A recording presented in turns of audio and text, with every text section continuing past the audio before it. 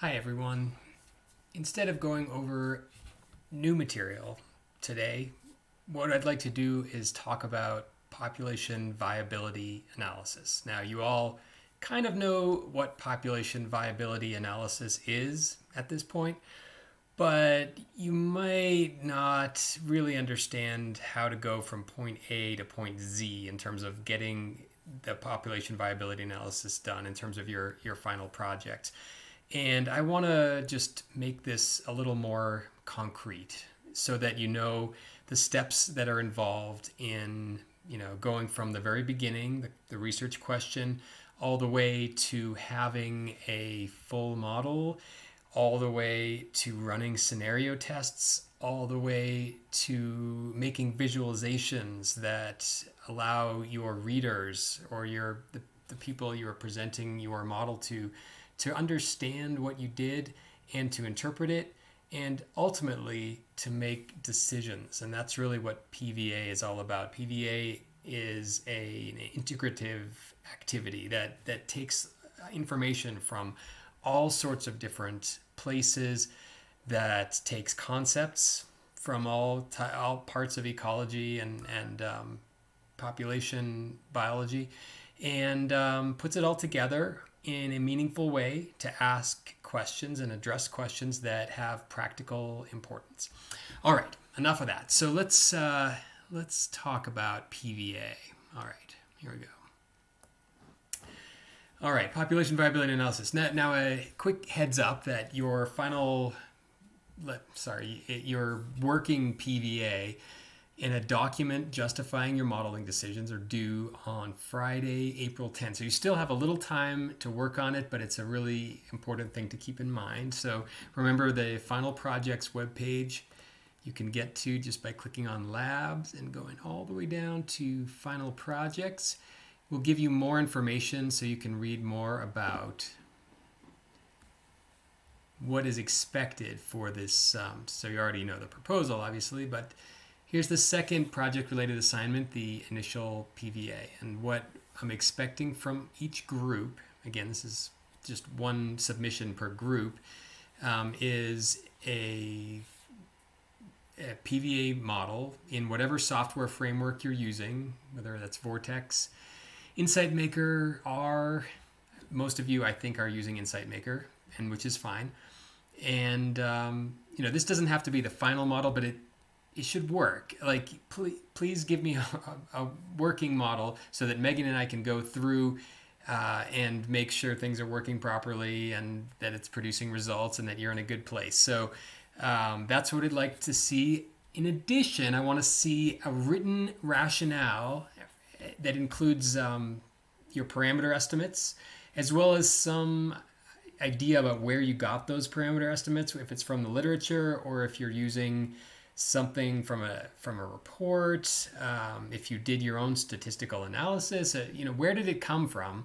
Just let me know, and try to justify every one of your decisions. And those decisions include how many populations are you modeling? Is it just one? Are you modeling 10 populations?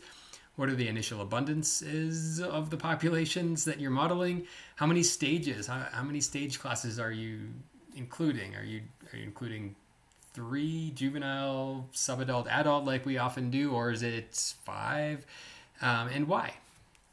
And how is density dependence?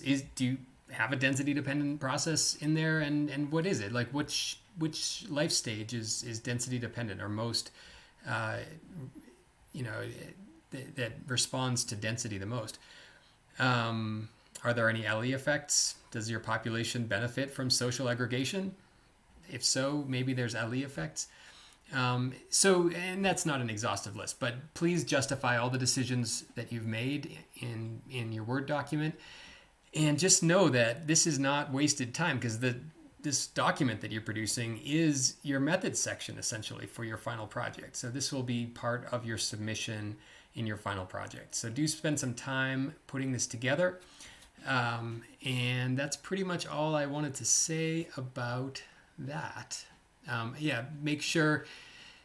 Okay, a couple more things. One thing is include what scenarios you'd like to test. So don't just justify the parameters. I'd like you to go a little bit farther and tell me what scenarios you're going to use this model to test. Like, I want to know that this model is capable of addressing your research questions. And to do that, I need to know how you're going to do that. How are you going to test different scenarios to address your research questions that you set forth in your proposal?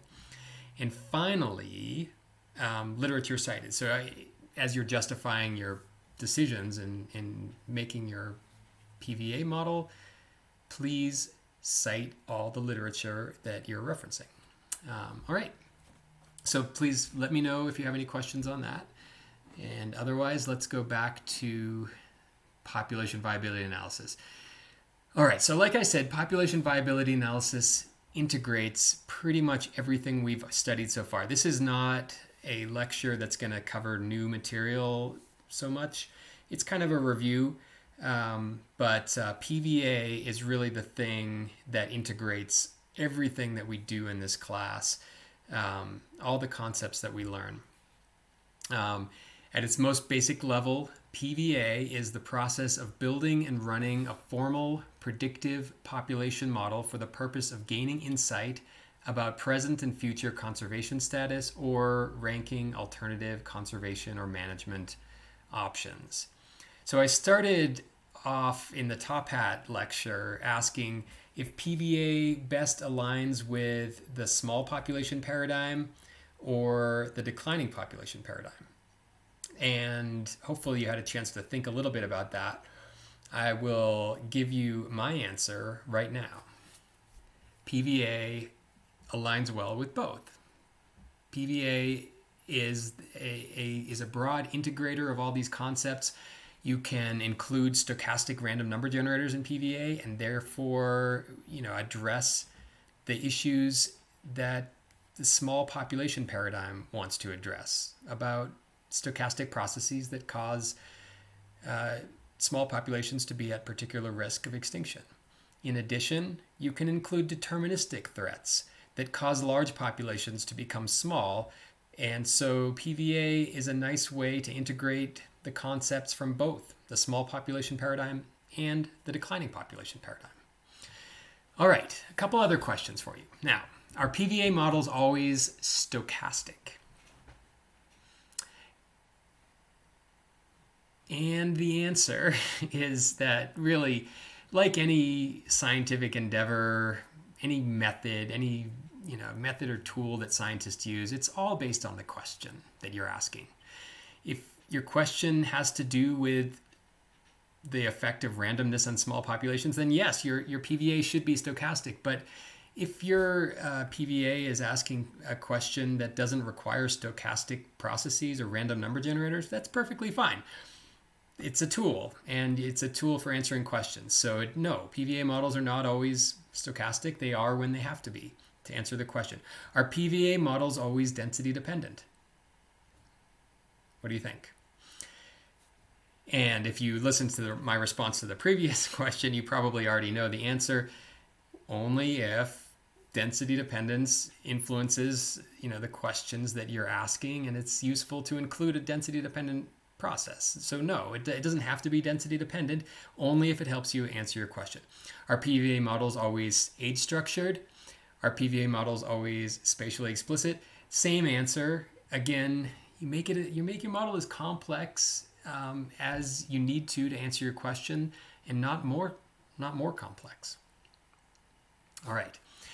So I'm going to go through a recipe for PVA. Now, the first step in any scientific endeavor is, of course, to formalize your research questions and your hypotheses. So that's the first step. So I lied in saying that the first step here is putting your conceptual life history together. That's not the first step. The first step is to formalize your questions and hypotheses. But once you've formalized your questions and hypotheses and you're at the stage where you need to start thinking about how you're going to model a population, the first step is to conceptualize the life history. And oftentimes this is done by using a life history diagram like this one, you can diagram out stage 1, stage 2, stage 3, or however number of stages that you have. And you can draw arrows to represent the different types of processes that different life stages can engage in. So you can see here that stage 1 really can't stay stage 1 in subsequent time steps. It can only transition to stage 2 or die. Stage 2 can transition to stage 2. It can stay stage 2 in a subsequent time step. It can move on to stage 3 in a subsequent time step, and it can reproduce and produce stage 1 individuals. So stage 2 can do a lot of things here. Stage 3 can stay stage 3 or can produce stage 1 individuals in subsequent time steps. So these kind of, it goes some way towards giving you an idea about how your species operates, how your populations work. But there's other questions to address, like density dependence, LE effect, stochasticity. So this isn't drawing a diagram like this isn't the be all and end all, but it's a good start. So first, conceptualize your life history. The second step is to put numbers on all those processes. Put numbers on all those arrows in your life history diagram.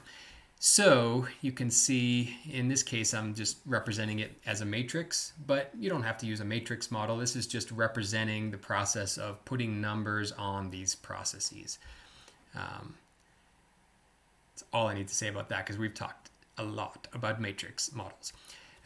Step 3 is kind of an optional step where you can add spatial processes. We haven't talked about spatial processes much yet, and that's the subject of the next couple lectures, including metapopulation models and source sink dynamics. So we will talk soon about spatial processes. So that's step 3, is to define the subpopulations in metapopulation, to figure out which populations might be source populations and what might be sink populations. Again, we haven't talked about that yet, but source populations are populations that are growing fast or rapidly and are able to donate individuals to other populations and still exhibit positive growth.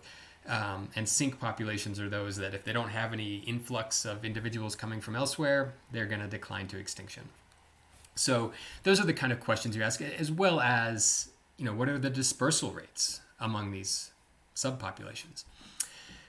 And step 4 is, once you have this fully parameterized, potentially spatial model, you can run simulations. And in doing so, just simulating isn't enough. You have to figure out how you're going to run simulations in order to answer your questions. And that involves scenario testing. You have to design scenarios that enable you to answer your question. So if your question is about what's the impact of varying levels of drought severity, for instance, on a population, you have to run scenarios with varying levels of drought severity and then quantify extinction risk, for instance. And that can help you answer your research question. So the scenario tests are super important in figuring out how you're going to run your simulations in order to generate practical advice for managers. And finally, you have to be able to present the results from your simulation runs. It's not enough just to run the simulations. You have to visualize the results and explain how those results matter. You have to do maybe some statistical analyses on your results to figure out if the results are meaningful.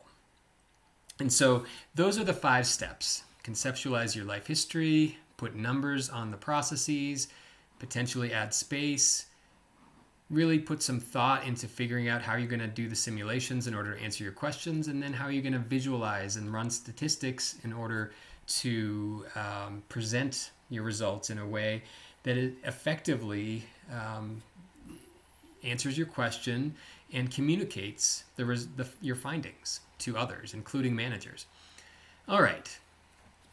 So, and one thing to note here is the process of building a PVA is iterative and nonlinear. This looks linear, step 1, step 2, step 3, step 4, step 5, but you might find when you run step 4, for instance, and you start getting some results, that the results are ridiculous, that they don't make any sense. And so then you have to go back and figure out, well, okay, maybe I I'm conceiving the life history kind of wrong. I need to rejigger this. Actually, stage 2 isn't reproductive after all, or maybe I have to put different numbers on my processes because the numbers that I had before just weren't right. They're just not realistic.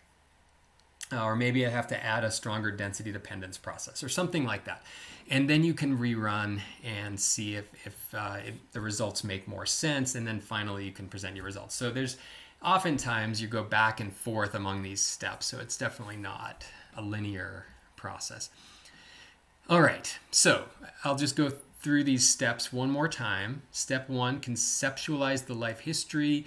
And I just want to point out that these steps, like I've said, PVA is super integrative.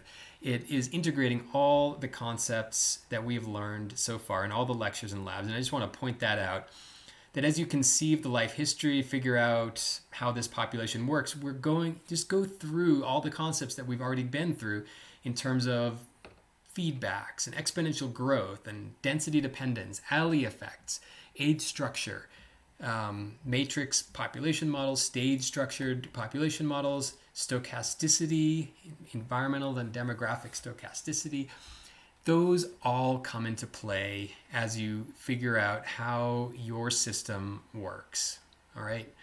So just think through all these concepts and figure out how you're going to model your system so that it's able to address your research questions. And you might draw out that life history diagram. That is a helpful place to start as you put your model together. And questions that you're going to be looking at include: how many life stages should you include? Which of your life stages are reproductive? What's the earliest age at reproduction? That's a super important question for population modeling. What vital rates are density dependent? Does your species benefit from social aggregation? Are there allele effects? Which vital rates are subject to environmental stochasticity? Which are more constant over time? Are there any vital rates that could be altered by management? So you have to, even at this stage, start thinking about your research question. If you're talking about what are the effects of alternative management actions, think about how you're going to implement those management actions as scenarios in your model. And to do that, you probably have to make management actions that affect vital rates. Which vital rates are affected by management? Is it just going to affect the initial abundance? Is it going to affect the survival rate? Is it going to affect reproduction? And you're going to have to justify those types of decisions. So it's never too early to start thinking about how your scenarios are going to impact your population. Are there any important catastrophes that can affect your system?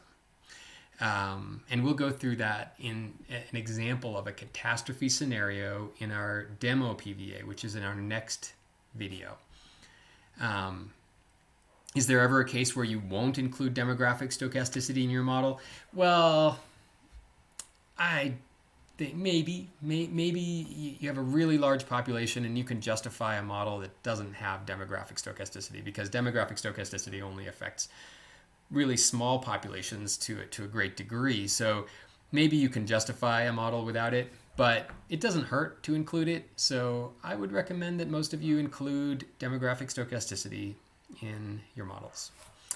Step 2, once you've conceptualized the model, now you have to put numbers on all these things, including density dependence, environmental stochasticity, allele effect. So first conceptualize it, but now you have to put numbers on it. And this is where you have to just go into the literature and try to find the best values you can for all of these processes.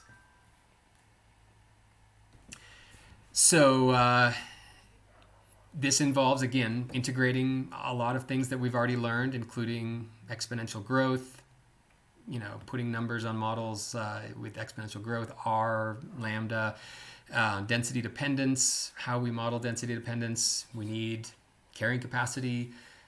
We need, some idea of what the maximum rate of growth is potentially. Allele effects. Where does the allele threshold start to come into play. How are you going to model that? What numbers can you put in there? Matrix population models, obviously. We did a lot of putting numbers on processes there. And also all of the labs. That's what we've been doing, is putting numbers on processes and playing around with how these processes can be modeled. And so anyway, this is where we attach real numbers to all these processes. It's more than just survival and fecundity. You're gonna have to put numbers on all these processes, including annual variability in survival. What's the standard deviation, for instance, of your survival rate in your system? And ideally for that, you would have a whole bunch of years of data, just like we had for the canvasback duck example. We had a whole bunch of years of data, and we could calculate a standard deviation, for instance, or the log standard deviation of the log normal distribution like we did, but you could just treat it as a normal distribution with a standard deviation. But you might not have that. You might just have a minimum and a maximum. And in the last lecture, we talked a little bit about how you would convert a minimum and maximum to a normal distribution. Just assume that the minimum is 2 standard deviations below the mean and the maximum is 2 standard deviations above the mean. So there are ways to do that. And of course, other parameters that you need include initial abundances, density dependence, carrying capacity, LE thresholds, catastrophe, effect sizes, and probabilities of, like a probability of a drought every year, a probability of a major hurricane or whatever affects your system. And in addition to the effects of management actions. So never too early to start thinking about those scenarios, those management scenarios. All right. I'm not gonna tell you a story right now. I do this sometimes in the class. We have story time, but instead I'm just embedding a YouTube video of the stone soup story, which many of you probably already know. Don't feel like you have to watch that video, but there's a nice analogy there, because as if you don't know the story, it might not make sense to you, but the idea is that even when you think you have nothing, and some of you probably think that at this point, that you just can't find any information about juvenile reproduction rate in your system. You just can't find any information. There's nothing out there. And even when you think there's nothing out there, with a little creativity, resourcefulness, you should be able to find something that helps, that at least allows you to build a useful model. Now, you might have wide uncertainty bounds, and you might have to run a model with a really low value for that juvenile survival or whatever, and a really high value, and just present the envelope of all the futures that involve everything from that low to the high bound. That's our uncertainty analysis we've talked about. You might have to do that, but usually there's a way to still say something useful. And so basically there's ways to get something out of nothing. There's ways to build a really tasty soup out of nothing but a stone. So anyway, that's my analogy for model parameterization when you think you have absolutely nothing. Okay, step 3 is spatial structure. Now, many of you may not be modeling spatial structure, but if you are, just know that the next 2 lectures in this class are going to be about spatial structure, including metapopulation modeling and source sink dynamics. And the next lab 6 gives you a chance to play around with parameterized metapopulation models. So don't fear. If you want to include spatial structure, we're going to be learning about that. And if you do want to include spatial structure, you're going to have to, address the following kinds of things, like how many populations are in your metapopulation? Do they have different vital rates? Is environmental stochasticity correlated? And that's kind of an interesting one. Is a bad year in one subpopulation likely to be a bad year in every other subpopulation potentially? Are they, like, if some subpopulation's having a bad year, are they all having a bad year, or is it possible that this one's having a bad year, this subpopulation's having a really good year? Both are possible, and they those differences matter. So that kind of thing can really matter. What's the dispersal rate among populations? Can you enhance connectivity through management? Maybe you want to build a corridor. Anyway, those are the kind of questions that you ask. Step 4, simulate. And again, we've gone through a lot of simulation. We've done a lot of in-class demos with model simulation. A lot of the labs have involved simulating population abundance out of models and population dynamics. So you know how to simulate, and many of you are going to be using Insight Maker, but you're welcome to use R or even this free tool called Vortex if you're interested in modeling genetics, like inbreeding, that kind of thing. Vortex is a good system for doing that. Let me know if you want to use it, because you probably will need a little help, and I'm happy to do that. But make sure you set up the simulation so they can help you answer your research questions. That's the key. You're in control. You can set up the simulations so they give you the kind of results that you need to answer your questions. What scenarios do you want to test? How many replicates are you going to run? Is 100 replicates okay? Maybe.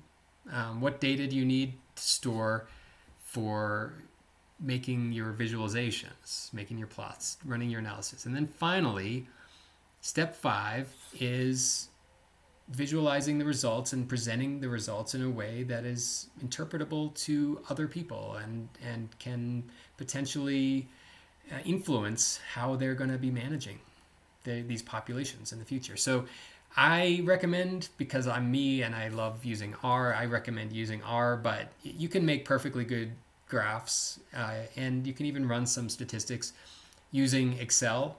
So feel free to use Excel, that's fine. And you can use Insight Maker plots if that really helps to answer your question. It's perfectly okay to take a screen clip from Insight Maker, that's fine. All you need to do is just make sense of all the simulations you ran and make sure you have figures that address your main questions. Now,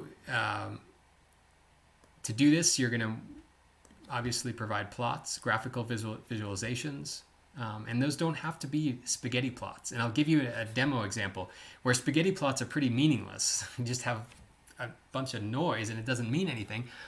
There are sometimes better ways to address your questions graphically, and statistical analyses. And this isn't a stats class. I don't expect you necessarily to include statistical analysis in your final project, but in some cases it might be warranted, and I can work with groups individually to run some simple statistical analyses on your simulation results. So I don't want to go through this in too much detail because there's so many different types of visualizations and stats, and it depends on what question you're trying to ask. So there's no one-size-fits-all way you should visualize your results. In the following demo PVA, it's the next video, I'll give you some ideas for types of graphical visualizations that might be useful. But be creative. Don't just base what you do on what you see here. There's lots of different things you can do. Be creative. Just make sure that your visualizations are clear and they address your questions. All right. And just remember, Megan and I can work with you and your group to figure out how to visualize and how to run stats. You're not on your own here. We are here to help. All right. I'll see you in the next video.